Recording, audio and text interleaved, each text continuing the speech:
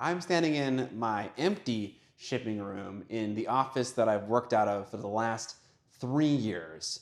Why is it empty, you may ask? Well, I'm moving. To where? The basement, where creatures like me belong. Ah!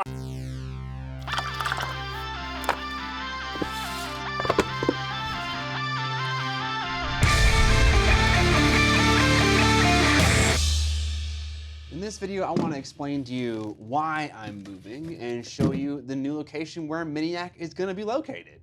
For the past couple of weeks, I've been commuting a balmy 45 minutes to and from the new office location, and every time that I do that trip, I bring back a box or two of stuff. Oh, not this item though, and that's because I'm having a massive Miniac moving out garage sale where I sell items like this and many more.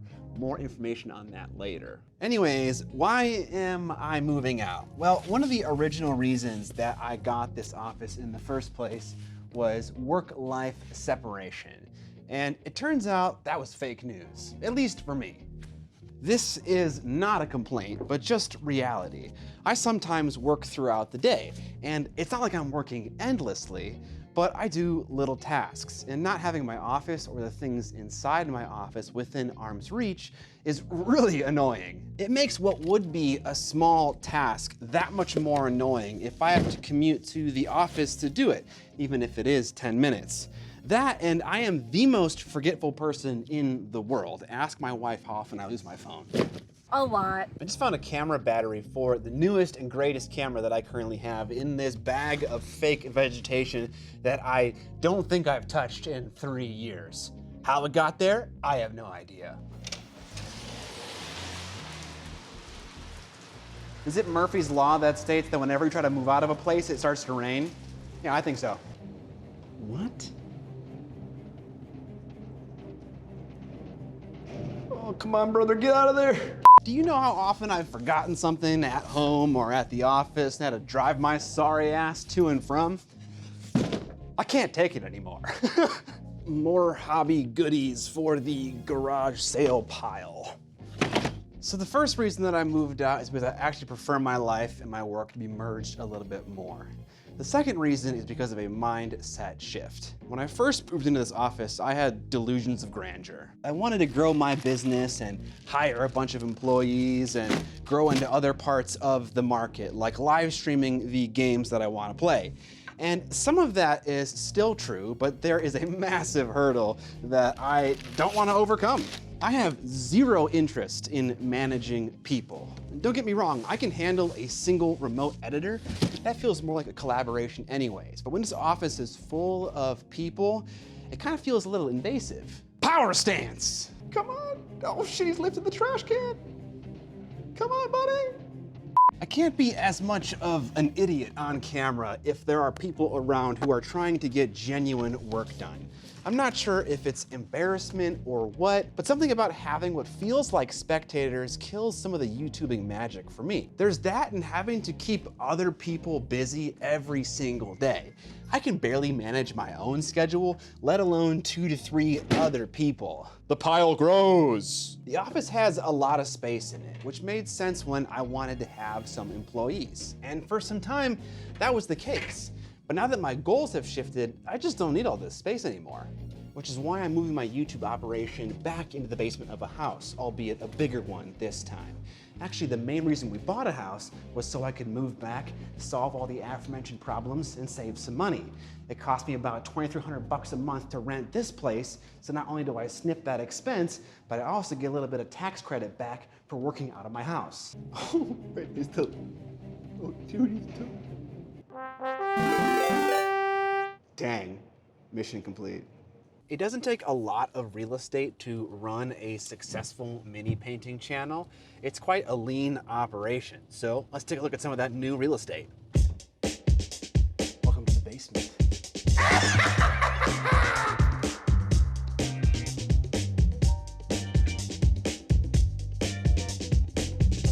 The first thing you're gonna notice is this beautiful log cabin aesthetic that transports you right back to the northern shore of Minnesota. And as you guys all know, I'm a huge outdoorsman, love fishing. Beautiful. That stays. All right, the first thing we're gonna notice coming in is this little craft room. I feel like this area is begging for 3D printers, but at the same time, I kind of want to do 3D printing right for once in my life. I want to have access to windows so I can exhaust things out and not have bad fumes in the house. So maybe this space is better suited for like a giant laser cutter or something like that. That'd be really cool. Although I suppose those have bad fumes as well. Anyways, no real plans for this kind of like craft-ish area right now, but who knows? Hey, this is my tour, not the dog tour. Coming out into this area, and this isn't one of the #1 reasons that we got this house, was because one, of all the space in the basement, but two, just because of the height of the ceiling. In our last house that we were in, the ceiling was a much more typical height for a basement, and that made wheeling around large light fixtures like very annoying. And so this higher ceiling is actually super nice for big light fixtures, getting them over things and stuff like that. But if we come in here, you see the bunch of mirrors here. This is actually used for a weightlifting area. You can still see the indents on the floor. But I think this would be a really cool area to have as my painting desk. So I have my desk right here, and then have that as the backdrop. It's got kind of a fun hexagonal thing going on here, which would be cool for set dressing. And I think this would be a good area just for painting in general. Over here we have, hey, I shouldn't have given you the camera. Here we can see Harry Potter suite #1. Oh, there is. It's, you know, it's cozy in here. No plans for this area right now. It's got a bunch of Christmas stuff in it, but this could store like big cases for lighting equipment and whatnot, or a goblin we enslave in the basement. Maybe you, Crusher. One thing I want to mention in the middle of this little tour is that right now, me and Jordan Cuffey, the talented sculptor at Skullforge Studios and also Humble Bundle, have teamed up to bring you Miniac's intergalactic bundle of sci-fi goodness. I can't remember the full title, but basically it's a bunch of Jordan's amazing designs that are just fantastic for, say, NPCs in an RPG, or a player character, or just like any kind of sci-fi dude you would need. They're such tastefully sculpted models. Like if I'm ever gonna paint just a one-off figure, it would be something like one of those minis. And also they're super discounted. You can get the bundle of models for cheaply. And also if you want to, you can spend more money on as well, because a portion of it goes toward charity. So you can support me, you can support Jordan, you can support charity, and at the same time you can get an awesome collection of miniatures. I'll have it linked down in the description below. The other thing I want you to notice about this house is how quiet it is. In my main office, there's like a huge AC trunk that runs right over the area where I paint. And no matter what I do, whether it's putting Rockwell insulation in the ceiling, putting big heavy tape on the venting to reduce its frequency, using sound panels in the ceiling, using super expensive noise removal software, none of that got rid of the sound. But just having just this much lower of a noise floor in here is gonna make all my recordings so much cleaner, which is so nice. And I think here maybe is where we're gonna put the big backdrop for shooting B-roll and photography of finished miniatures to, again, take advantage of this high ceiling height right here. And then it kind of turns into an L and comes around here. And like I said in the video, I've been kind of packing things and bringing them home every single day. And this has kind of been my dumping ground for now. Ideally, we would fit the board game table somewhere.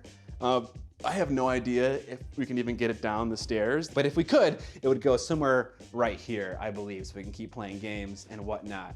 I think my computer desk for editing and whatnot is gonna go somewhere over here. By the way, you may have noticed how I have just unceremoniously stacked my board games up here against the wall. But if you're curious what games I'm playing right now that I'm super hyped on, Scythe is one, Star Wars Outer Rim is one, Dune Imperium Uprising is another. I played the original Imperium, but Uprising I think is a great change to the game. Not super different, but different enough to make it worthwhile and a little bit better of a game, I would say. But those games are definitely what I am really enjoying right now. And then over here we have another room, which for now is being used for storage for brush coffins and also some shelving that we used to use in that now empty shipping room you saw at the beginning of this video. And then one more room, a big, big cedar closet, which we have just a bunch of like t-shirts in right now. Again, can be used for like storage, all kinds of stuff. Earlier in the video, I mentioned that we were doing a big Miniac garage sale, and here are the details for that event. It's gonna be on July 10th from 6 p.m. to 9 p.m. at my office. And I'll have it down below in the description so you can come there, you can see the office and how it's set up for one last time, have a conversation with me, see some of my painted models, and also pick up some super cheap hobby goodness. I'm gonna have everything priced super low because I want to get rid of it. I'd rather sell it to someone who's gonna use it as opposed to transporting it here and then just finding some dusty corner for a product to exist that I'm never gonna really ever use. So come out, chat with me, grab some super cheap things, and yeah, let's have a party. Well, maybe not a party. No fun allowed. Another use for this particular room that we were discussing was 3D printing stuff. And the reason is because it has a door, and so it can be fully closed off from our animals who undoubtedly are gonna be down here all the time. And also it's the closest enclosed space to the only window in the basement. And so if we wanted to run some kind of ventilation from this room, we would have to go through a wall to do that. But at the very least, we could close the door and we're as close as possible to a window. Just in case you didn't get enough log cabin aesthetic, it continues here in the bathroom. Sexy wilderness man. You know, I thought your name was Crusher, but maybe we should call you Cerberus. Defender of the upstairs. Oh, he's ashamed. He's ashamed. Crushy, no! Crushy.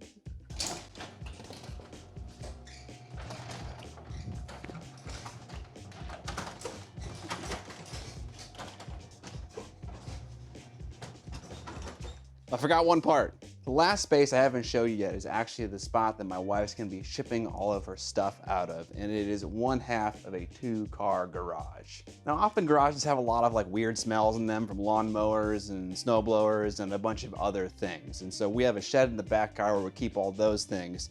But even on the off chance that, say, t-shirts or other absorbent materials may absorb some funny smells, all of those things are down in the basement below, like where you saw before. Whereas things like miniatures and cutting mats that aren't gonna absorb weird smells, they're up here, along with all of the other shipping supplies. It's definitely a mess right now, but we actually picked this house out because it had a heated garage so that Amber could do this in the winter as well in the summer. We get pretty vicious winters here, so it's kind of important that she's able to do her job without freezing to death. All right, I think that's everything. Like I said earlier in the video, this space is going to allow me to just literally roll out of bed and go to work. No packing lunches, no 45-minute commute. It's gonna allow me to handle small little tasks whenever I want to, because I have the office just super close to me. It obviously eliminates an entire expense that I don't need. It's even more space than I need now because we're saving so much space. Like, I don't need a kitchen in this area because I have a kitchen upstairs, and there's even more space to use. So if you have any ideas for what I should use this space for, let me know down in the comment section below. But I'm excited to be here. I was definitely feeling the drag of working in an office for like at least the last year of working in that place. And so I am really looking forward to this move being done and everything being set up, but there is still a lot of work to go. You'll still get videos in between then and now. And the next video you'll see from me is when this space is fully done and set up. But thank you guys so much for your support over the years. I really appreciate it. It's allowed me to get this larger house and move in here and kind of return to like a working style that I honestly prefer. So I'm so appreciative of that, and thank you for enabling me to do that so much. If you guys like the channel and you want to support it, there are a lot of ways to do it. Miniac.co, selling all kinds of cool things, hobby tools like cutting mats and brush boxes, miniatures that are wood elves and vampires, both in 75mm and 32mm.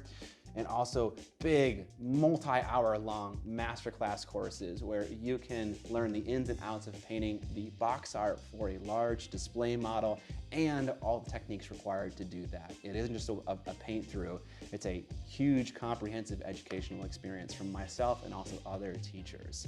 So yeah, all those things down below are a great way to support the channel. Subscribe today! And most importantly, don't forget to my minis! All right, and to finish off the tour, we have the Harry Potter Suite #2. So we could have two basement gremlins down here.